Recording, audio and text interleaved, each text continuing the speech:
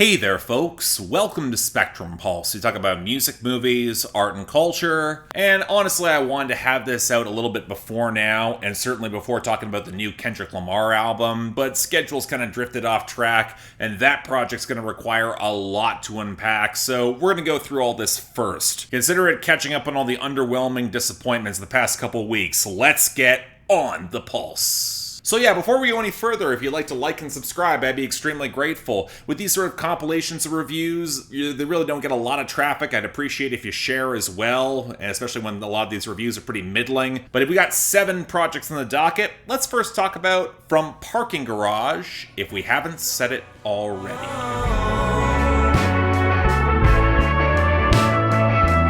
It's just another depressing song.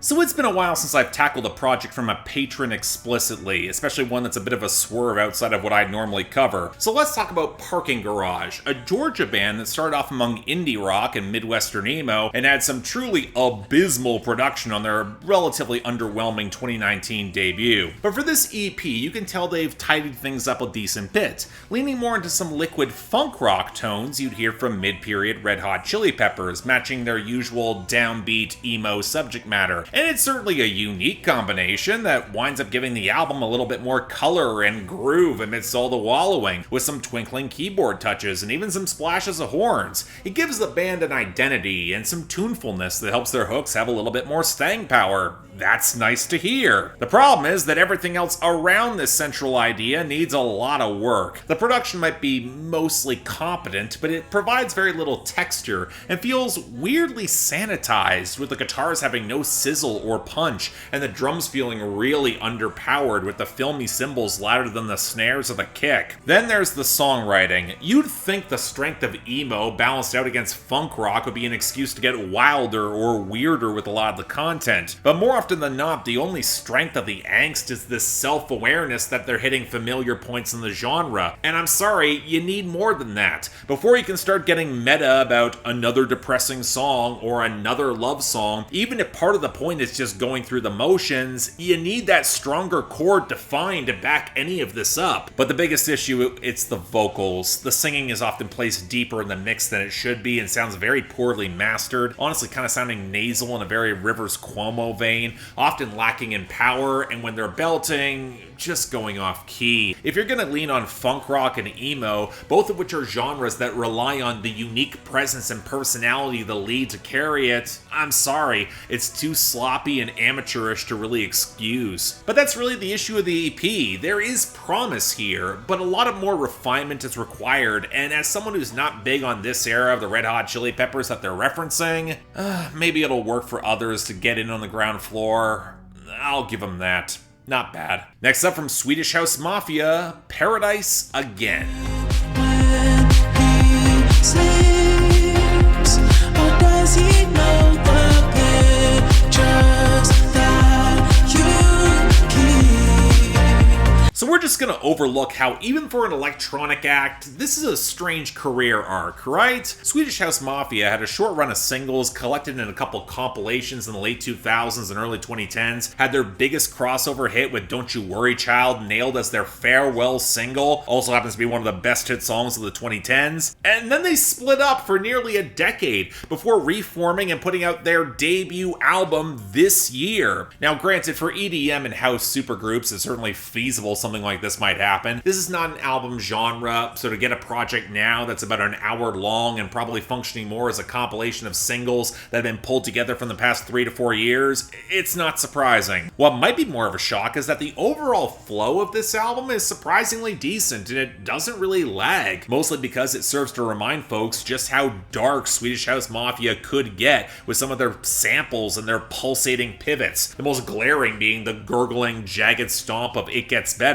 but in particular Moth to a Flame with The Weeknd, it takes a huge leap in the sequencing and context of the album. It's legit startling how much better that song sounds in context. It's really kind of great. Now granted, I think some of the experimentation in the marketing in this album has been kind of oversold. Yeah, Swedish House Mafia has dabbled in trap and ambient, including a pretty lousy collab with A$AP Rocky from 2019 that did not need to be here, but it's nothing that abrasive or challenging outside of their specific specific niche of slightly overselling everything and not quite blending their samples as well as they could. Seriously, why is there a flip of Roxanne by the Police here of all things? All amidst a lot of vague lyrics of endings and fleeting connections that all feel big without adding up to very much. So okay, treat it more like a singles comp. Well, Lifetime with Ty Dolla $ign and No 70 Shake might drown itself out in reverb, but there's a decent melodic core there, later reflected in the faded ballad Another Minute where 070 Shake is uncredited. The fizzy bounce of Calling On with the Cassietta George sample, that was nice. And For You goes through a bit of a gospel swell with the closer, and after a dark final third, it's a nice ending. But let's be real, for as much as Swedish House Mafia has built some very grand moments within mainstream house and EDM the past 15 years, this isn't really an album that earns all that build-up or bombast, more often than not feeling depressingly middle of the road. It's not surprising. And while we can't forget this is a supergroup, so again, I'm not surprised, and it is still decent, I don't know, I think I wanted more with this. Just kind of hit and miss, that's all. Next up from Bloc Party, Alpha Games.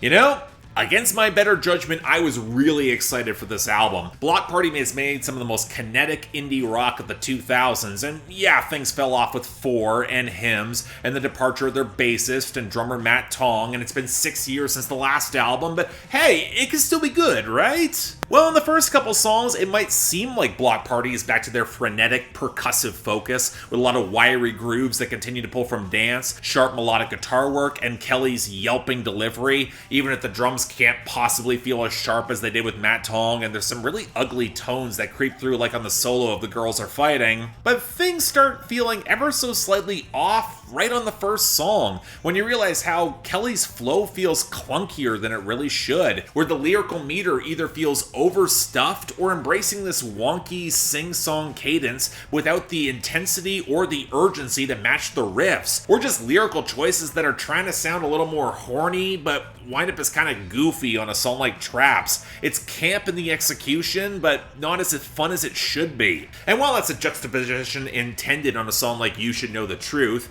that's all about cheating or the hidden danger behind the vamping of rough justice, it often picks up this sour timbre where the pettiness just runs over everything. That can work for catharsis in snippets, but it underscores the melodramatic attitude that just gets really obnoxious over the course of multiple songs here, and I absolutely would not have ended the project with the peace offering that often feels like anything but is the bitterest of departures. Now, this is all built to underscore the album's themes, where Alpha Games, it refers to battles of dominance and the whole alpha-beta nonsense from that widely discredited Wolf study. I have to think that Kelly is at least taking the piss out of a fair amount of it, as the traditional alphas often find themselves being undercut, adding a little bit more context, a facade that repeatedly fractures, or in the case of All Things Yet to Come, it drops away entirely and we get a very yearning ballad that calls back to some of Bloc Party's best material 15 years ago. If We Get Caught tries something similar but just winds up feeling kind of derivative of stuff Bloc Party has done better. But again,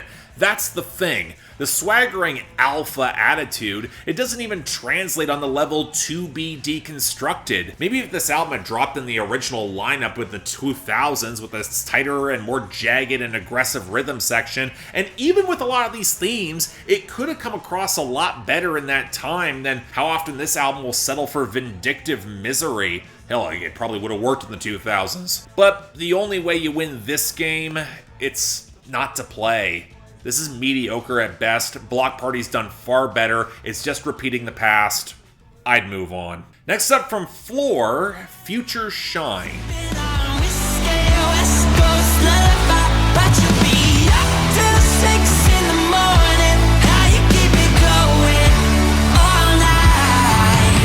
This is one of those projects where I got a lot of requests to cover it, and I'm not sure why. Maybe it's the cult of personalities still tied to bands that are signed by Fuel by Ramen, which to me hasn't been an indicator of quality for years now, but alright. Flor is an indie pop rock band that broke out in the late 2010s with a couple albums that, on a listen years later, sound pretty damn generic commercial core. The washed out guitar textures leaning on percussion over stock melody, the wispy vocals of the frontman Zach Grace, then nothing in the lyrics that seemed to have much personality that really jumped out at me. Yeah, the guitars picked up a little bit of muscle, and nothing in the compositions. They are reasonably well-balanced productions scream bad to me, but I was a little bit surprised folks were that into this. So with their third album here, okay, the band has described this project as trying to ride the balance between hopelessness and perseverance coming out of the past couple of years, optimistically looking forward, and given that they've finally given their blurry slurry of guitars a little bit more meat and melodic presence, I can imagine where it could work, especially as the pretty well-balanced grooves are actually pretty decent. This is a well-produced project. Unfortunately, the comparisons that jump to mind much more quickly is a cross between Dayglow, Fickle Friends, and especially the most recent Glass Animals album, with the percussion cribbing openly from new wave leftovers with touches of trap, and the plaintive mewling vocals. They're even less equipped to handle anything with any sense of momentum or punch. But what becomes a lot more obvious is how, for the most part, this is an album that's not actually about doing things to yank away from that quagmire, seize momentum for yourself, tear away from a life where you're questioning all that meaning. It would rather be stuck pleading for your engagement,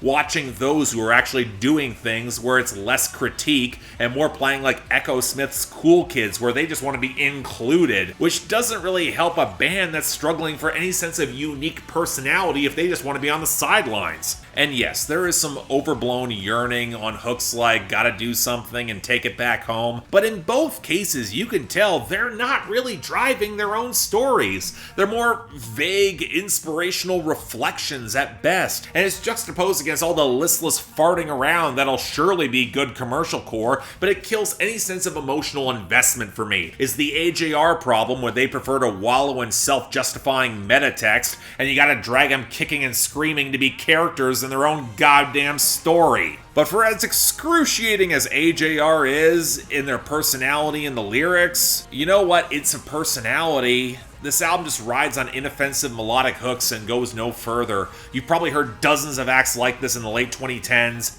It's not special. Skip it. Next up from Sigrid, How to Let Go.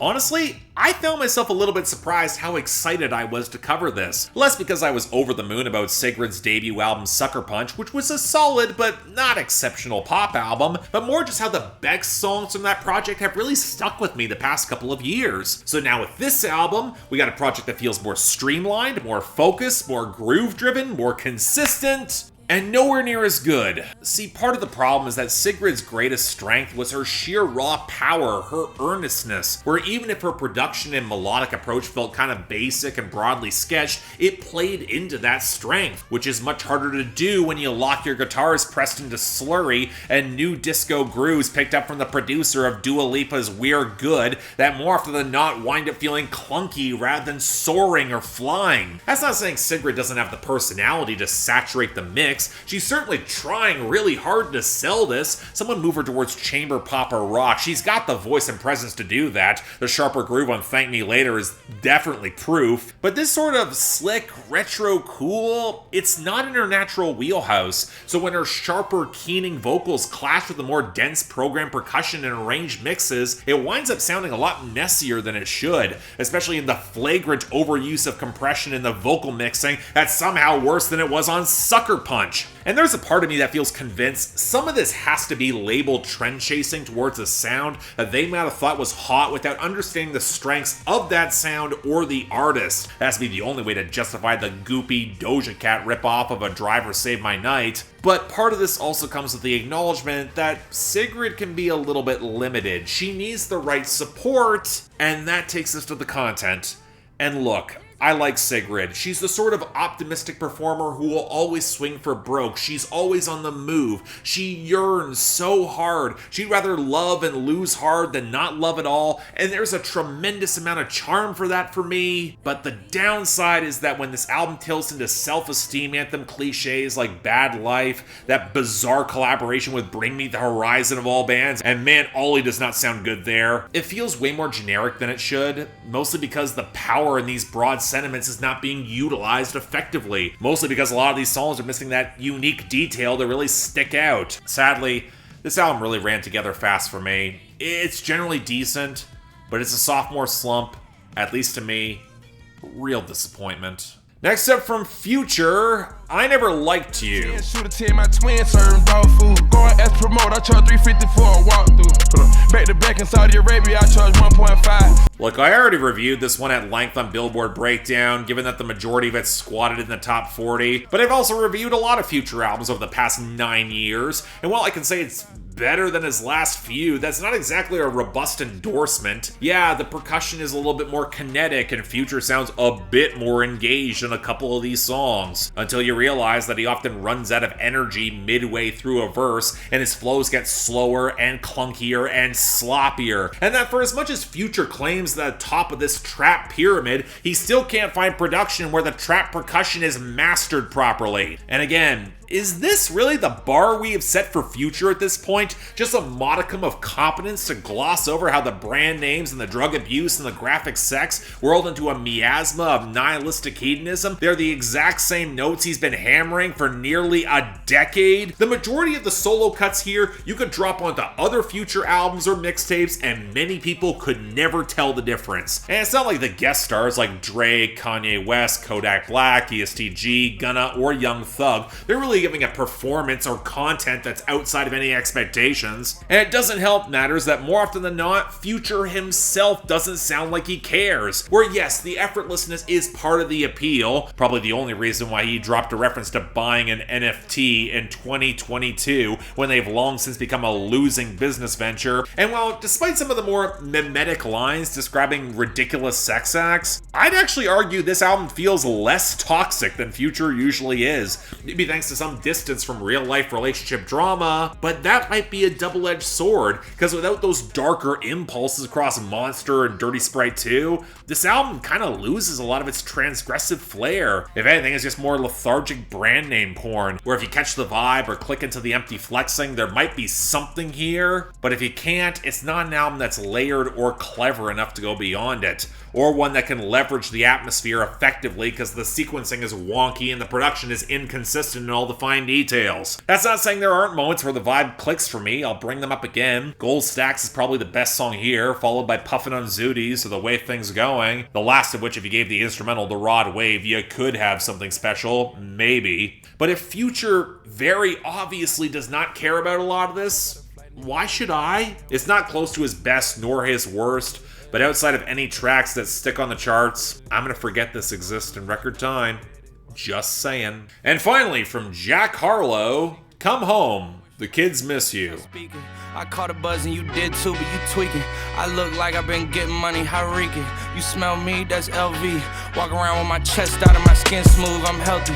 And the backlash swung around on this faster than I expected. I mean, it's not that surprising. Jack Harlow is famous for the exact same reasons that he's getting the backlash. He's a very competent white boy who plays to Drake's formula in hip-hop, but also streamlines it to comfortably operate as the understated, coolest guy in the room, which gives him a lot of appeal to women, even if you just dig below the surface. It's the same sort of fuckboy rap I've been talking about since around 2017. So I think the more interesting question is why I'm a little bit more forgiving of this, and it's not exactly a straightforward answer. Some of it comes with his subtler cleverness, often making up for a slightly smaller ratio of whack bars that keeps him away from the over-the-top lines that he really can't sell. Then there's the lack of very obvious flash and in-your-face flexing, be it material or lyrical. It makes his dickish moments come come across a little bit more playful than outright obnoxious, and unlike a lot of the empty flexing, he seems to have the attitude of trying to make it fun for the audience instead of just a nihilistic wallow where not caring is the point,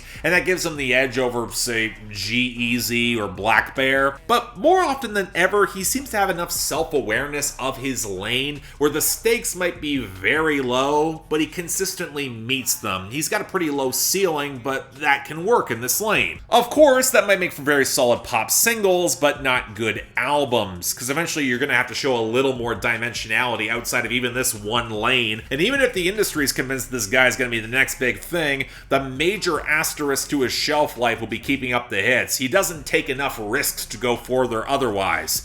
And thus with this album, alright look, even if I'm inclined to be more forgiving, given that his charisma can work for me if he locks in, there's a lot about this project that seems built to push that forgiveness to the absolute extreme, a coronation where the crown is more pyrite than gold. Now, the most obvious issue, this is an album that stacks up A-list guest stars around him, like Lil Wayne, Snoop Dogg, and Pharrell and Timbaland on production, and that's not a good way to highlight an upcoming act that can't match their swagger yet. And while a lot of folks have highlighted Drake utterly smoking him on Churchill Downs, although Drake has his fair share of dumb lines himself on that verse, it was Justin Timberlake on Parent Trap that really highlighted the brand of 2000s era arrogant cool that Jack Harlow is trying to leverage, especially with nostalgia for that era in pop now in full swing. That's why Timbaland's here at all. Now, I think there's a complicated conversation about re-examining how Justin Timberlake built his stardom in the 2000s, which despite a lot of talent has kind of soured and aged poorly thanks to how flagrant he was treating women and black culture,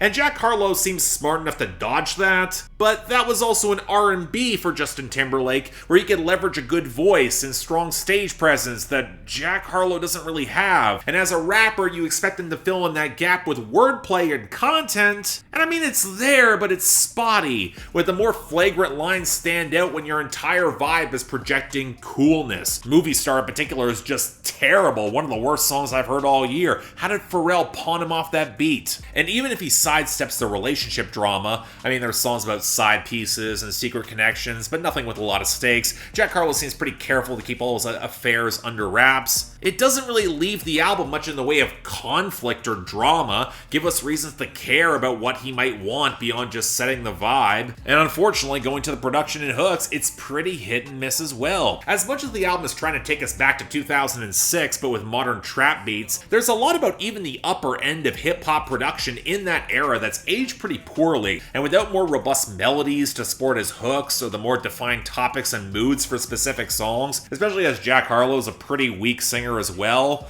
With all the blocky, clattering trap percussion, the album runs together really fast, and that's probably the biggest problem. Outside of the big singles, the album's just kind of tedious. Not precisely an awful listen for me, but it's kind of a forgettable one outside of the bigger moments where he might just wind up overshadowed. And come to think of it, that might wind up worse. So yeah, thanks a lot for watching. If you'd like to like and subscribe, I'd be all very grateful for it. I know I went through a lot of albums where my response was mixed at best, but hey, you get weeks and episodes like that, it happens. Beyond that, though, anything else I might be able to do to improve my presentation, I'm all ears. If you guys want to get involved in my scheduling process, help support the channel, all that jazz, or I'll just get into Discord and argue with me directly, link to my Patreon is right over there. Once again, don't feel obligated, tough times, I understand, but options available.